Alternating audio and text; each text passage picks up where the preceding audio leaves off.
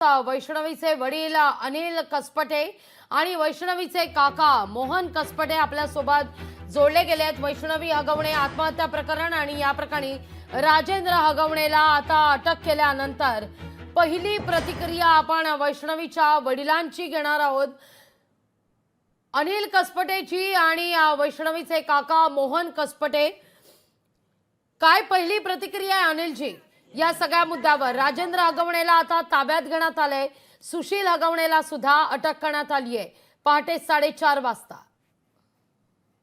माझं मत असं आहे की फक्त अटक करून काही उपयोग नाहीये, तर यांना अटक करून मोका कायद्याअंतर्गत त्यांना मोका लावूनच त्यांना जे काय कसून चौकशी करून मोका कायदा लावावा ही माझी विनंती।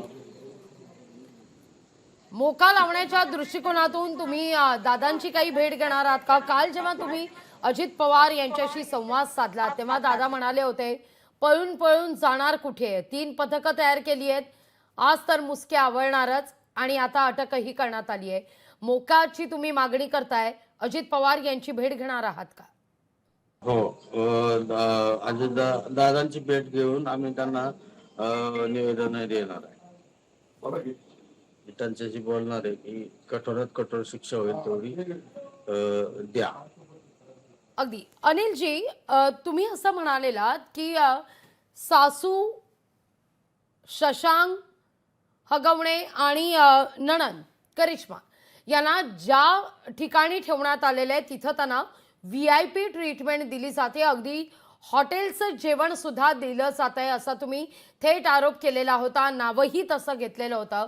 आता राजेंद्र हगवणेला अटक केल्यानंतर, सुशील हगवणेला अटक केल्यानंतर बावधन पोलीस स्टेशनमध्ये आणण्यात आलेलं आहे, त्यांची आज कस्टडी सुद्धा मागितली जाईल।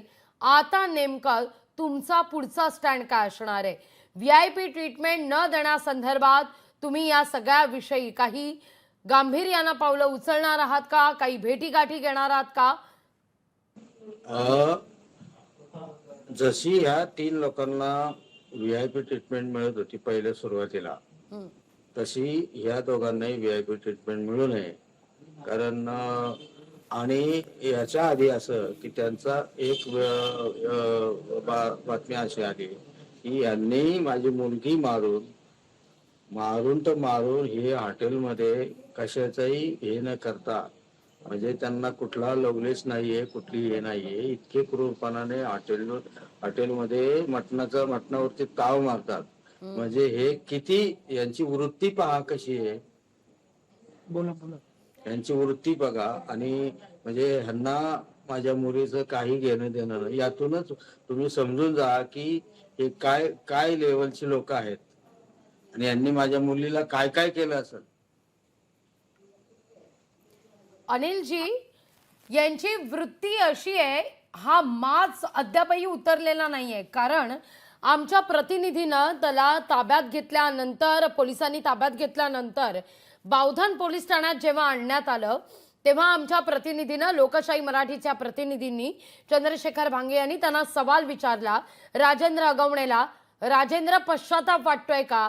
त्यावेळी राजेंद्रनं हात वर केला आणि नकारार्थी हात हलवलेला आहे। म्हणजे बघा, अजूनही माज कायमच आहे।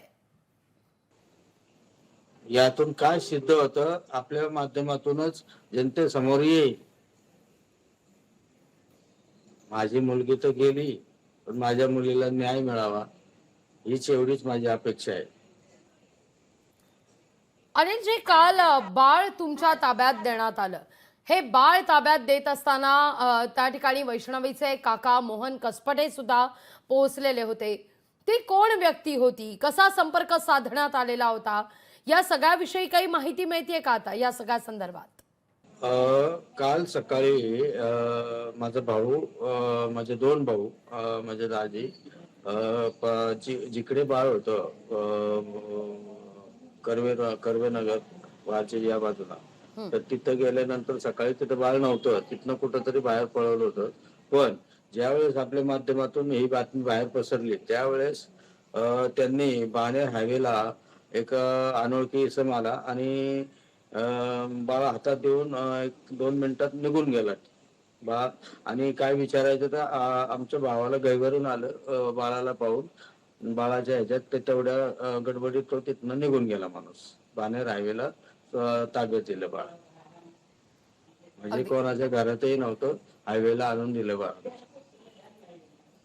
अनिलजी, काल मयुरी जगताप सुद्धा या सगळ्या संदर्भात बोलती झाली. तिनं सुद्धा सांगितलं की वैष्णवीशी मी जर बोलले असते याआधीच, तशी संधी मला मिळाली असती तर आज ती वेळ आली नसती. तिनं सुद्धा आपली आपबीती महाराष्ट्रासमोर काल मांडली आणि हे हगवणे कुटुंब कसं आहे, कसा त्रास देत होतं, या सगळ्याविषयी सांगितलं. पण त्यावेळी मात्र तिने केलेलं एक वक्तव्य फार महत्त्वाचं होतं. मी अनिल कसपटे यांच्या कुटुंबियांच्या पाठीशी ठामपणे उभी आहे आणि राहीन सुद्धा. हो, ती माझी दुसरी वैष्णवीच आहे. ज्या दिवशी तिचं देहांत झालं वैष्णवीचा, त्यावेळेस ती माझ्या घरी आली होती. दुसऱ्या दिवशी आली होती. तीही आम्हाला भेटली. तिने आम्हाला सांगितलं की मी तुमच्या पाठीशी आहे, असं तिने मला सांगितलं.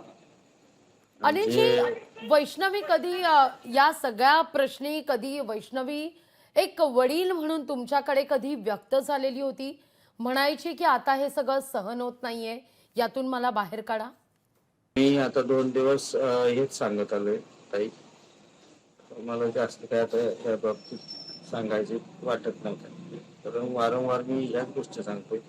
मी सुरुवातीपासून सगळं सांगत आलो.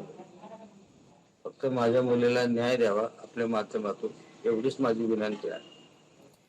हे सगळं प्रकरण मोका अंतर्गत चालावं अशी तुमची मागणी आहे, पण हे सगळं प्रकरण फास्ट ट्रॅक कोर्टात सुद्धा जावं असं तुमचं म्हणणं आहे का माझं म्हणणं. अनिलजी? हो, असंही माझं म्हणणं आहे. फास्ट ट्रॅक कोर्टात चालावं आणि माझ्या मुलीला लवकरात लवकर न्याय द्यावा. या सगळ्या प्रकरणी सुप्रिया सुळे यांनी देखील तुमच्याशी संपर्क साधला. अजित पवार यांनी संवाद साधलेला आहे. पहा, आता वैष्णवी आपल्यात नाही, पण अशा अनेक वैष्णवींना आपण पुढं वाचू शकतो. याकरता म्हणून पुढाकार घेऊन राज्य सरकारनं आता यावर काही ठोस करावं का? काय नेमकं तुम्हाला वाटतं? काय करणं अपेक्षित आहे? कारण आपण बोलतो, शिक्षा होते, आपण संवाद साधतो, आपलं मन मोकळं करतो, पण याला कुठंतरी आळा बसावा, ही आता वेळ आलेली आहे.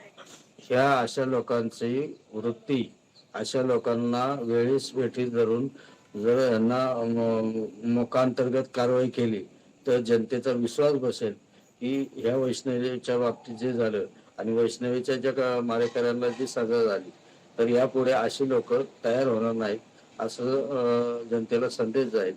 आणि मग अशा वृत्तीचे लोक हे कृत्य करायला धजावणार नाही. अगदी मला मान्य आहे, अनिलजी, तुम्ही या सगळ्या बोलण्याच्या मनस्थितीत नाही आहात, कारण गेले काही दिवस तुम्ही ज्या परिस्थितीतून जाताय. पण अनिलजी, या सगळ्या प्रकरणी कालही अजित पवार म्हणाले की जर तुम्ही अजित पवार यांच्याशी याआधीच संपर्क साधला असतात, एकदा बोलला असतात, तर हे सगळं घडलं नसतं.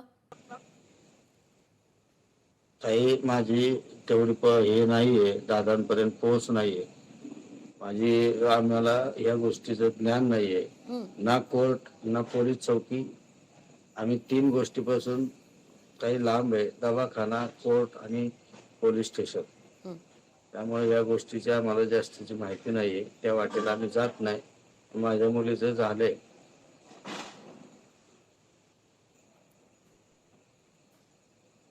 अगदी अनिलजी, तुम्ही म्हणताय की या सगळ्या विषयी खरं तर आता व्यक्त होणं हे फार जड होत आहे, पण ही दुहेरी लढाई एकीकडे सुरू झाली आहे. मनात अनेक प्रश्नांचं काहूर माजलंय, कारण वैष्णवी आपल्यातून निघून गेली आहे.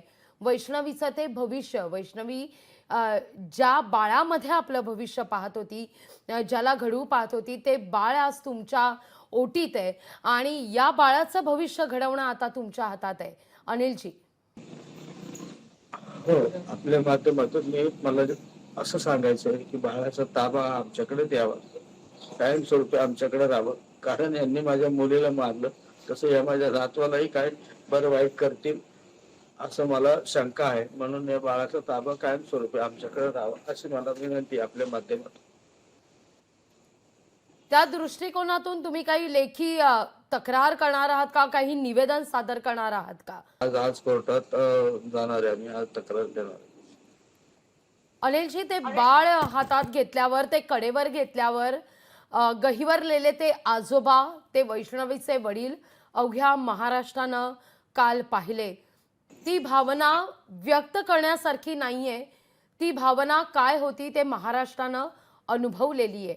आज त्या बाळाला कुशीत घेत असताना त्या सगळ्या आठवणी वैष्णवीच्या जाग्या होताना दिसतायत. असं कुठं वाटत नाहीये का की काय होऊन बसलं?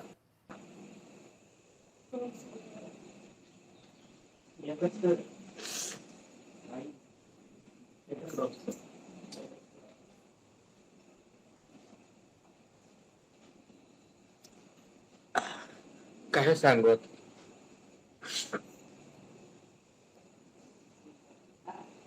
माझ्या मुलीला न्याय मिळावा एवढीच माझी विनंती आहे.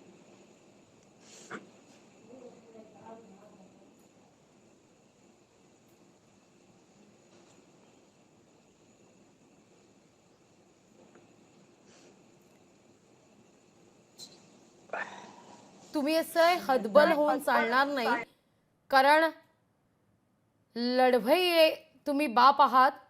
आज तुम्हाला वैष्णवी करता उभं राहायचंय, वैष्णवी करता लढायचंय आणि त्या बाळाचं सुद्धा भविष्य घडवायचंय.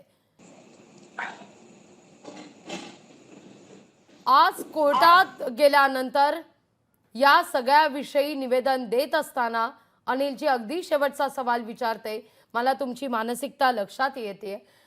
या सगळ्या विषयी लढा लढत असताना आज कोर्टात गेल्यावर काय अशा 4 प्रमुख मागण्या तुमच्या वतीनं या कोर्टात ठेवण्यात येतील?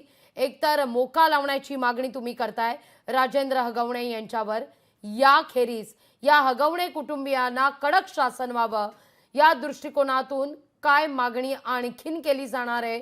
तुमच्या कुटुंबियांना धोका असल्यास सुरक्षा पुरवण्याच्या दृष्टीनं काही मागणी तुम्ही करणार आहात का? त्यांच्याकडे जे काही रिव्हॉल्वरचे लायसन आहेत, रिव्हॉल्वर कमरेला आहे दोघं भावाच्या, निलेश चव्हाणच्या, हे त्यांची रिव्हॉल्वर जप्त करावी, त्यांचं लायसन रद्द करावं ही माझी एक मागणी असेल. दुसरी मागणी मला बाळाचा ताबा कायमस्वरूपी मिळावा ही एक दुसरी मागणी असेल. आणि या 5ही आरोपींना मोक्याच्या ह्याच्यात कायद्यात हे करावं. तुम्ही चव्हाणचा आता उल्लेख केला, चव्हाणवर गुन्हा दाखल झालेला आहे, पण अद्यापही चव्हाणला काही अटक करण्यात आलेली नाहीये. कुठं पाणी मुरतंय?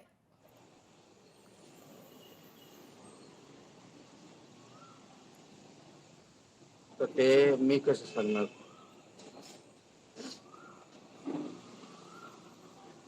तुम्ही भेटला होतात त्या चव्हाणला, बाळाचा ताबा घेण्यासाठी म्हणून तुम्ही विनंती केलेली होती, पण तो सुद्धा मुजोरच होता. केली नव्हती. त्यांच्या वैष्णवीच्या चुलत सासऱ्यांनी आमच्याच लोकांना, भावाला फोन केला होता की तुमचं बाळ खूप हे झाले, ते रडते, तुम्ही त्याला घेऊन या. म्हणून आमचे भाऊ गेले होते तिकडे आणायला. तर त्याने दमदाटी करून ते बाळ दुसरीकडे फरार केलं, पसार केलं त्याने. अगदी. अनिलजी, धन्यवाद आमच्याशी संवाद साधलात याबद्दल आणि आम्हाला वेळ दिला त्याबद्दल तुमचे मनापासून आभार. खरं तर या सगळ्या विषयी सातत्यानं लोकशाही मराठी सुद्धा पाठपुरावा करणार आहे. पण या घडीची महत्त्वाची बातमी आहे, अटक केल्यानंतर मात्र लोकशाही मराठीशी बोलत असताना वैष्णवीच्या वडिलांनी आरोपींवर मोक्का अंतर्गत कारवाई करावी अशी मागणी केली आहे. लोकशाही मराठी ऐका, पहा, जागरूक रहा.